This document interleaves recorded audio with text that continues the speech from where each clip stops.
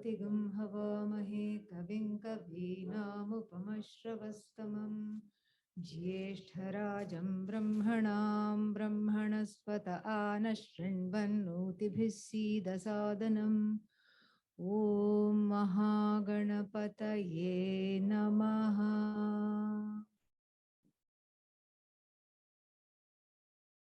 Namaste to all, and welcome to the study of the Ganapati-Upanishad. I'm very happy to be here and share what has been gained from my Guru. And it is always a joy to be in this ashram. Thank you for inviting me. The theme for this week is healing obstacles through prayer. And we will be looking at both the obstacles and their healing through the window that is called the Ganapati-Upanishad. Little bit about this Upanishad, just by way of introduction. It is part of what is known as the Atharva Veda. The Vedas are 4 in number. Actually, it was just a Veda, but later on, thanks to a sage known as Lord Vyasa, it was divided into 4 and given to families to keep, which is a very brilliant foresight on his part, because otherwise it would have just been destroyed. The Hindu dharma, the Hindu tradition, is one of the very, very, very few remaining indigenous traditions intact along with the teaching philosophy. It is intact because it was the knowledge was kept in the head of people. It was a totally oral tradition. Had it been written down, you can destroy it because we are so dependent upon the written word. We cannot, we even the other day, I asked somebody, please give me what is your phone number, and she didn't know. She had to look in the phone for her phone number. I suppose that's why it's called a smartphone, because our smartness is given to the phone. We have done dana of our smartness. So like this, we are heavily reliant on handouts and on the written word. The Veda is an exception. It is all just verbal, oral knowledge. Even today, if you go to a Veda school, a school where the Veda is taught, if you go there and you go with a pen and paper, that pen and paper will be asked to stay out of the class. Nothing, it's all here. It's all here. It's all just retained. It's amazing. And it helps to stave off all kinds of cognitive decline with this kind of a memorization and with this kind of a thing. Who needs Sudoku when you have the Veda? Who needs that? Really? It's amazing how much each person is a walking encyclopedia. Each Pandit, each Purohit is a walking encyclopedia, each priest. And everybody, it was divide this whole body of knowledge. He very succinctly and cleverly divided it into 4 and gave it to individuals to keep, and said, your only job is to memorize this, recite this, and hand it over to the next generation. And this is how it is. Even today, they may not know the meaning, but they definitely know the mantras. This way it escaped the colonizers, because poor colonizers, what are they going to do? They want to destroy the culture. It is whatever is artifacts they can destroy. They want to burn libraries, and this has happened in India. So many libraries destroyed, burnt, books burnt, manuscripts burnt. They can burn that. But in order to obliterate the dharma, the teachings, you have to decimate an entire population, and that's just not possible. They tried, but that's just not possible. So everybody who came to colonize India, from Alexander not so great right up to not so great Britain, they all just left the Upanishads intact for us to enjoy. In fact, when the East India Company, when the British colonizers first came in the form of a company that was just mining all the resources, when they came, they had commissioned a study on the Upanishads, because somebody said that they derive the strength from the religion. Go see what is it that's keeping them so happy. Go see what is this. They don't have anything, and here we are coming and looting them in broad daylight. Still they are happy. What is wrong with them? Go see, find out. And I'm just imagining this one clerk from the some British Anglo-Indian who was there because of bad karma, really, coming to India in the heat and eating spicy food in Bengal and all these things, made with mustard oil, all these things, nothing they were used to. And that poor officer's karma took another turn when he was told to go to a Pandit and study this and find out what this was all about. And he duly went, and then sat there. And then he was, the Pandit would have been a Shukla Yajurveda. This is one of the branches of one of the Vedas, Shukla and Krishna. Shukla is what is prevalent in North India, and Krishna Yajurveda in South India. So poor fellow would have sat there in great difficulty in Padmasana. Even that is difficult to achieve. The legs, I'm imagining that the knees would have been like aeroplane wings. Yeah. But somehow you would have sat there because Panditji says, "Baitho, sit down," and you have to sit. Purnamadaha Purnamidam Purnat Purnamudachyate Purnasya Purnamadaya Purnameva Vashishyate. And he's ready with his pen and paper. What does this mean? Panditji can speak some English, so he says, that is whole. This is whole. Then you take away the whole from the whole, and what remains is the whole. This fellow said, scratching his head, what remains is the whole. When you take the whole away from the whole, what remains is the whole. So that last whole is spelled H-O-L-E, correct? Pandit says, no. No, it's W-H-O-L-E. It's not H-O-L-E. And this fellow comes back. He says, I'm not going to waste my time.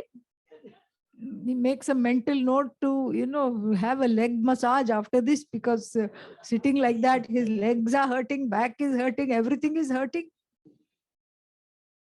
And he has to file a report in triplicate. And what does he say? The Upanishads are a prattling of an infantile mind. This is what he said.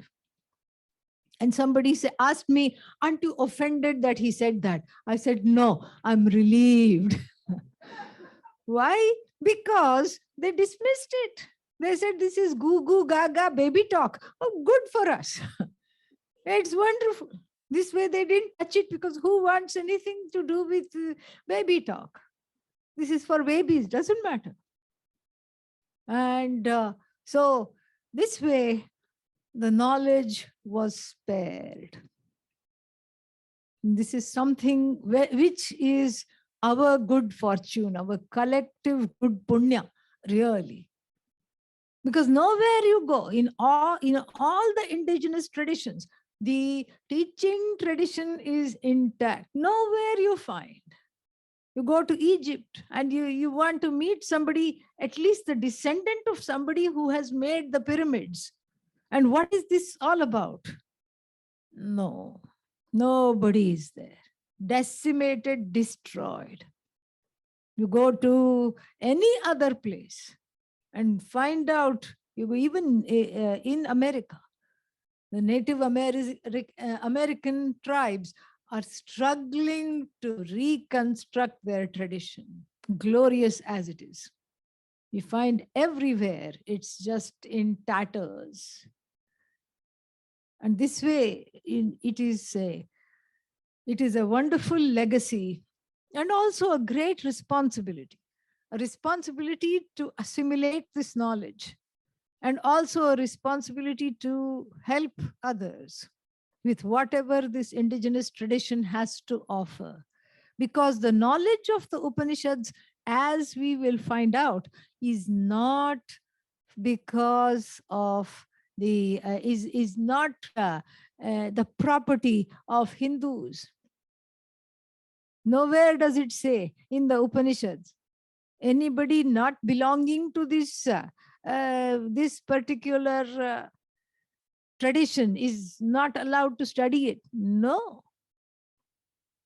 It is the property of the entire humanity. Or you need only two conditions to study the Upanishads. First, you have to be a human being. Check, check. Okay. Then the second condition is you should complain loudly in life. Are you doing that? Yes. In fact, that is the definition of a human being. The one that complains is a human being. Yeah, you look at the cat sitting there, no complaints. No, not like, oh, why it is so cold. It is cold, okay? Yeah. Why it is so windy? It is windy. Why has this person come to the ashram? I am here, that's okay, but why has this person come? They are here too. But this is what we are. We are a walking bunch of complaints. This is what it is. So if you are a complainer and you know you are a complainer and you do not want to be a complainer, the Upanishad is for you. See? So you are all qualified. This is how it is. So it's the property of the entire humanity.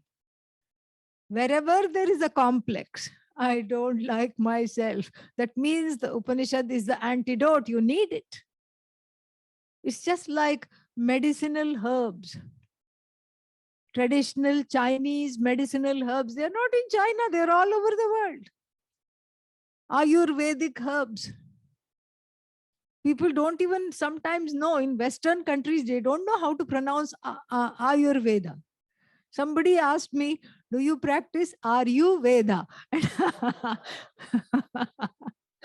they don't know, poor things. You know, all these Sanskrit is not for the faint of heart.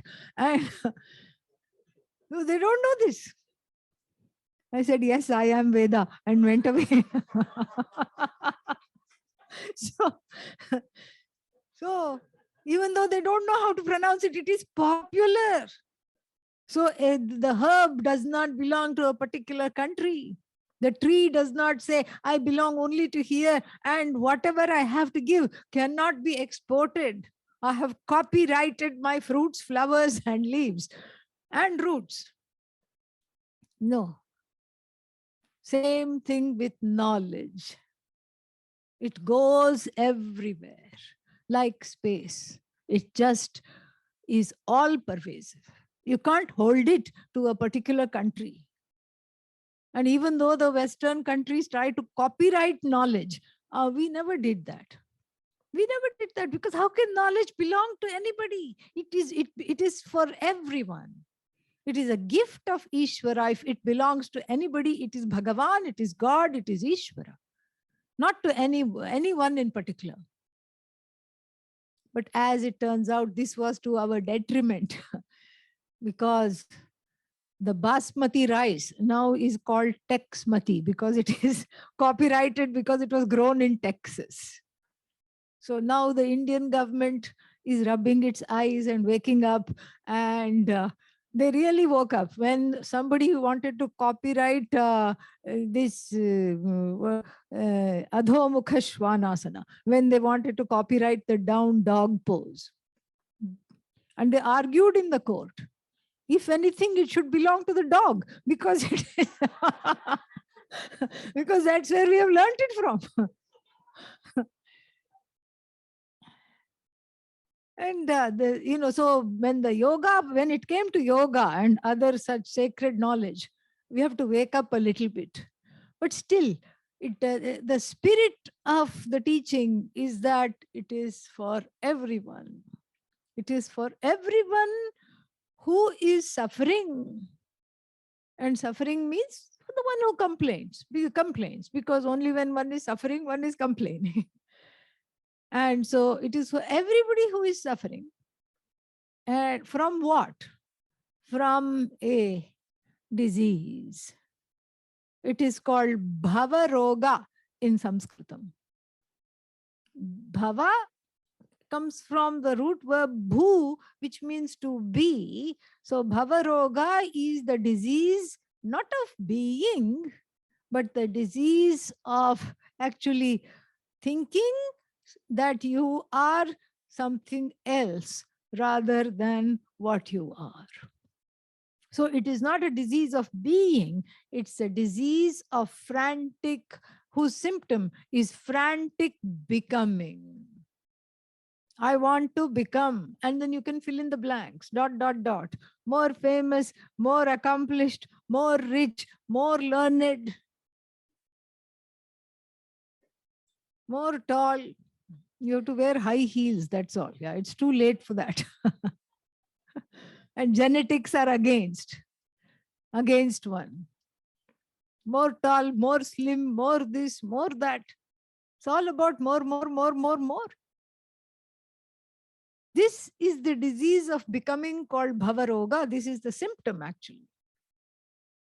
You can also call it saṃsāra. Some sorrow or the other. That's what saṃsāra is. This is what saṃsāra is. People think saṃsāra is the disease. Saṃsāra is not a disease, it's a symptom. It's a multiple complex of symptoms where one who is sitting on a treasure chest cries and says, I am poor. What to do with this fellow? Really? Sitting on the treasure chest, sitting on all kinds of gems, says, Ayo, I'm so sad, I'm so poor. Please. And he's even holding a begging bowl. Give me something. The whole idea is ridiculous. This is the manifestation of the disease, the symptoms of the disease called samsara. A very strange disease. The one who is rich says, well, I am poor. And what can you do to this person? You can't ask them to meditate. It's not going to help. They have to know. You have to knock some sense into this person and say, look at what you're sitting on. It's a treasure chest. No, I don't think so. It is. Open it up. Look. Oh, all this is mine? Yes. All this is yours. Really? Yes. All this gold? Yes. All these jewels? Yes. Even the diamonds? Yes. And then the person looks sad again. What happened now? Is the begging bowl mine also? Yes. Because the fellow got attached to the begging bowl through the whole poverty stint. This is the human predicament. I don't like myself. For that matter, I don't like anybody else either. This is the disease called samsara. Not even a disease, it's the symptom of a disease. Samsara is the symptom. If samsara is the symptom, what is the disease? Atma Ajnanam, self-ignorance is the disease. Self-ignorance is the disease. It's a syndrome whose manifestation comes in many, many forms. I don't know who I am, ... Therefore, the I becomes a sitting duck for all kinds of superimpositions, all kinds of mistakes, erroneous perceptions of the I. And that is why one needs the Upanishad. That is why one is dependent on the Upanishad to tell us who we are. The Upanishad is like a flashlight that brings to light that which is incorrectly seen, like even a snake at twilight. A snake? No, no, no. It's actually not a snake. What is it? It's a rope. That's why in Sanskrit, whenever you see the snake on the rope, it is called aropa. Similar. So it's a aropa. It's a superimposition. You see the snake. Where is the snake? Here, in the form of your own fears. You're afraid it's a snake, and your fear is powerfully superimposed on that which is not seen very clearly. That's why the example always takes place at twilight. Because if it was broad daylight, you know rope as rope. Can you see a snake on a known rope? Say no so we can move along. Yeah. Can you see a snake on a known rope? Yeah. If anybody said yes, see me after class. Okay. Yeah. So you can't project a snake over a known object or anything. Over a known object, the projection becomes impossible.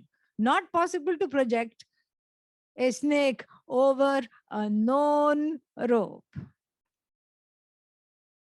Then let's take the other thing. Can you see a snake on an invisible rope? No.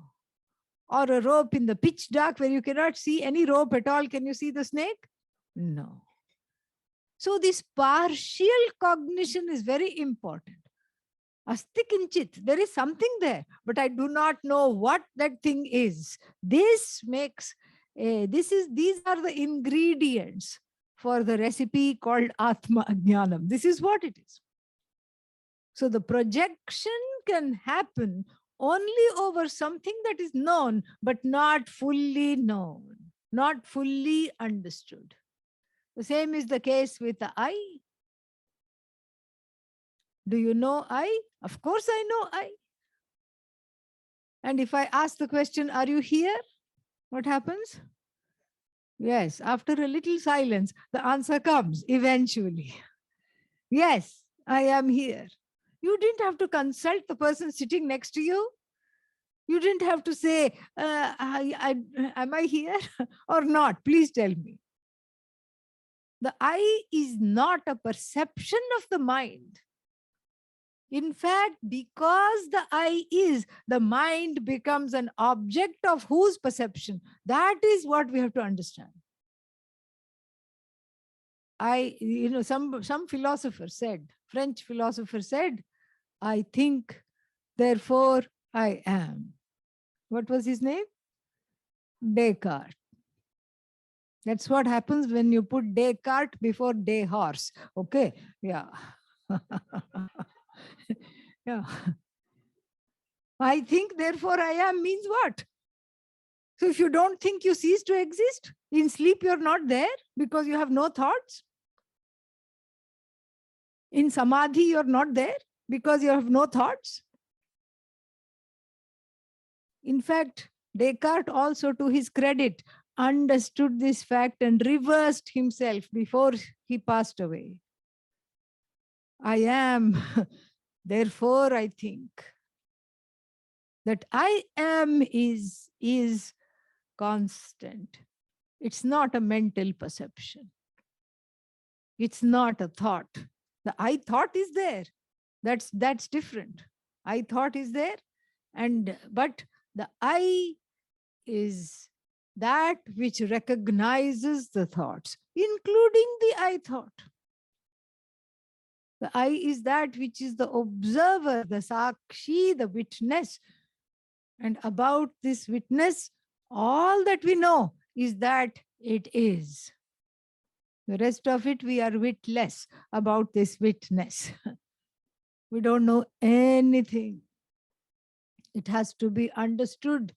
It has to be assimilated, this knowledge. But then, if I need to know about myself, then why do I need to come to you? This is a very important question. If I need to know about myself, then I have to go find out about myself, because this is what the place of ignorance is. But here there is what is called in Sanskrit a classic case of kartri karma virodha. Virodha, contradiction. Kartri, the subject. Karma, object. Subject object contradiction. What do I want to know? I. And who is the one who is the knowing the I? I. This is the problem. This is the problem. And what kind of I? The I that doesn't have parts. So you cannot even say one part of this I is knowing another part. No, not at all possible. Because we are talking of that partless I, which is, now I can say, in the form of the awareness, which comes in the form of I am, the cognition I am. That is what it is. It's in the form of awareness, it's in the form of I am. This awareness, this consciousness is I, and that consciousness, about this consciousness, all I know is that it exists. Because I say I am. Therefore, it becomes a sitting duck for all kinds of complaints centered on this I. I am not enough. I am not good enough. And I want to be something other than I am, what I am. I don't like my job. And then what else? I like the other person's job better. The Bhagavad Gita has a lot to say about that. I wish I were doing something else. Sometimes the thought goes all the way. I wish I were a Swami. They seem to just be eating and not doing much else. Eating and talking. I'm good at both. And I look nice in orange also. And so this is exactly what Arjuna thought in the beginning of the second chapter of the Bhagavad Gita. This is exactly what he thought. I don't like to fight this war. I want to go to Haridwar. He was a poet. He didn't know that. And then I want to go and I want to just sit under a tree, become a Swami. Why? Not because I'm called to do that, but because I don't like what I have to face. This is the problem. This is the problem. And Lord Krishna brings him back from his little mental escape into Swamihood to face what is. You can run away to the Himalayas. Not difficult these days, because you can do what is that? Manasarovar Yatra. You can do by helicopter. All these things you can do. Forget the olden days, walking and all these things. You can go anywhere. But wherever you go, there you are. There are all the complexes. They go with you without paying extra baggage. All the baggage goes with you.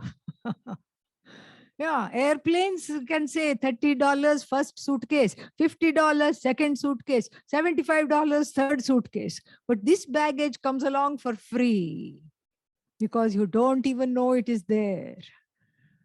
It is carried by little elves called Raga and Dvesha. They know that all strong preferences and strong prejudices carry this baggage.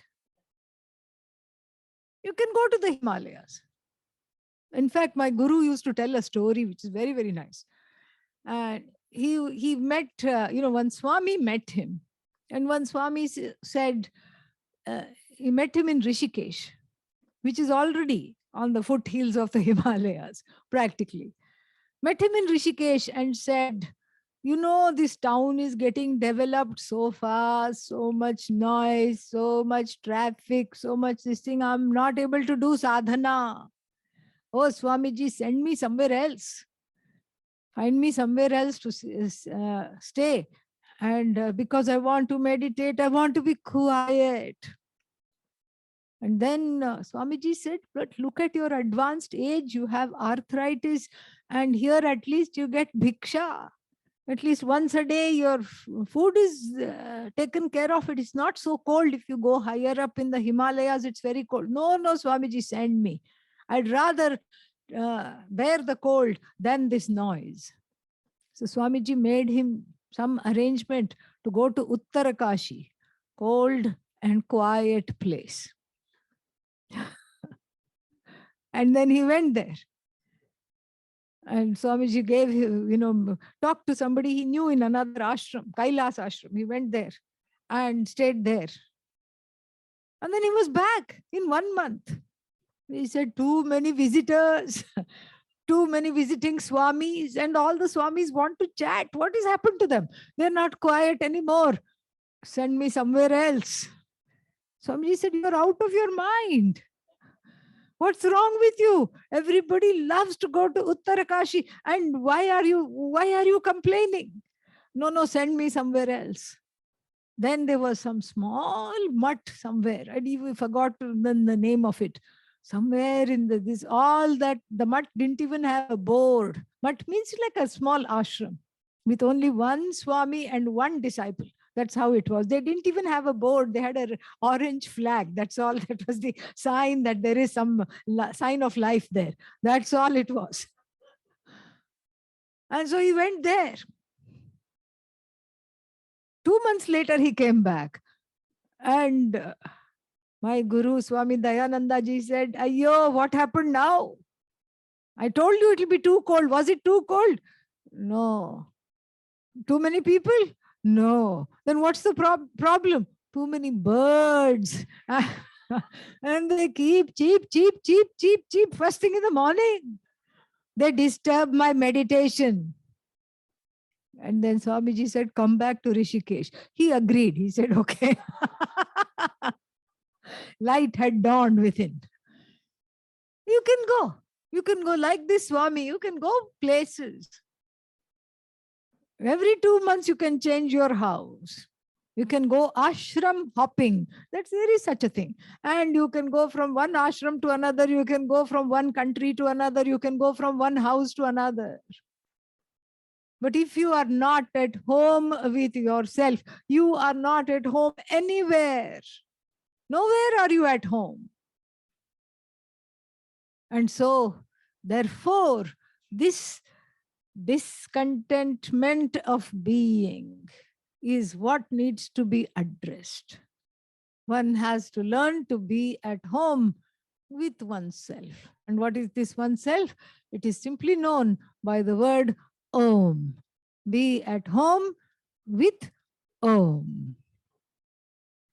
More we'll see in the next class, in the evening satsang.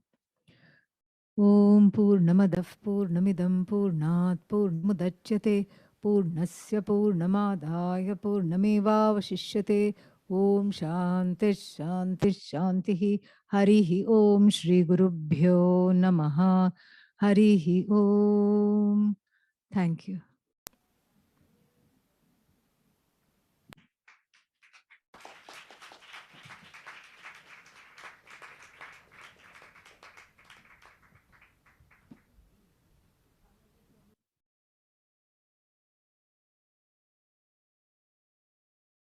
I would like to thank very much Swamini Svatmavidyananda Saraswati for this very illuminating and inspiring teaching. Let's give her another big hand.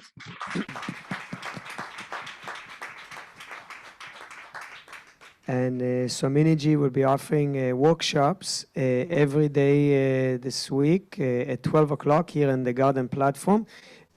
Question and answer. So in the midday sessions, every day this week, starting today at 12 o'clock, will be sessions of question and answers. So all the guests are welcome to join, and this will also be available online. You can register on our website and join also for these sessions of question and answers. And in the evening satsang, we'll continue with the study of the Ganapati-Upanishad.